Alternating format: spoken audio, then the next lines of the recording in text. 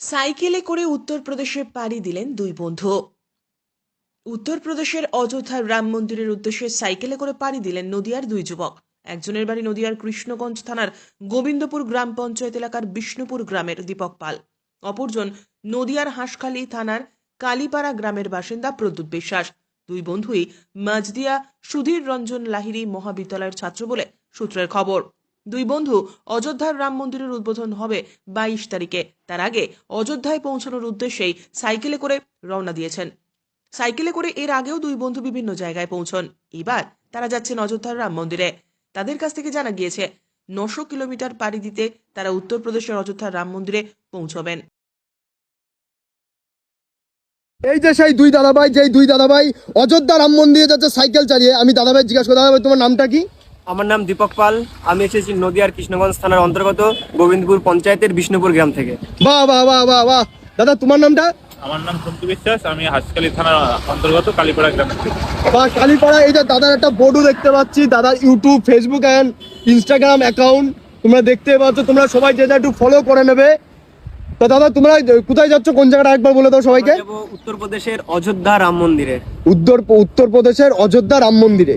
দাদা আচ্ছা, তোমরা দুজনেই যাচ্ছ? হ্যাঁ, আর দুজনেই যাচ্ছে। তোমরা কত দূর রাস্তাটা কত দূরে? আর 900 কিলোমিটারের বেশি হবে। আমরা 900 কিলোমিটার ধরে এগোচ্ছি। আচ্ছা, 900 কিলোমিটার বেশি হবে। 900 কিলোমিটার ধরে আগাচ্ছে দাদারা। তোমরা দেখতেই পাচ্ছ দুই দাদা ভাই, আর কেউ নেই। দুই দাদা একা একা সাইকেল নিয়ে, তোমরা বুঝতে পারছো, সাইকেল নিয়ে দেখো, সাইকেল নিয়ে দুই দাদা ভাই যাচ্ছে। রাস্তাটা তোমার শুধু দেখো, পুরো ফাঁকা রাস্তা। রাস্তাও খুব খারাপ হবে এবং শীতকাল, তার থেকে বলতো শীতকাল। এখন শীতকালে ঠান্ডার মধ্যে দুই দাদা ভাই সাইকেল চালিয়ে যাচ্ছে। তোমরা বুঝতে পারছো তো দাদা ভাইয়ের কতটা গায়ে জোশ। তা তোমার বয়স কত দাদা ভাই? আমার 24 প্লাস। 24 প্লাস। তোমার? আমার 26 রানিং। 26 running, 24 plus. তোমরা বুঝতেই পারছো দুই দাদা ভাই সাইকেলে। আগেও এরকম ট্যুরে গেছো তোমরা? হ্যাঁ, আগেও আমরা গেছি। আমরা নদিয়া থেকে দীঘায় গেছি।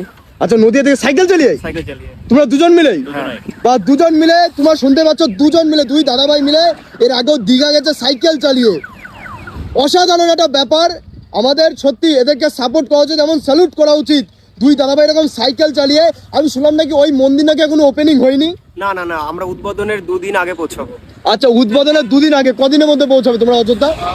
15 থেকে 16 দিন, কিংবা তার বেশি লাগতে পারে, কমও লাগতে পারে। সাইকেল চালানোর উপরে নির্ভর করবে। 15 থেকে 16 দিনের মধ্যে এই দুই দাদা ভাই অযোধ্যা মন্দির, এখান থেকে 1000 থেকে 900 কিলোমিটার দূর।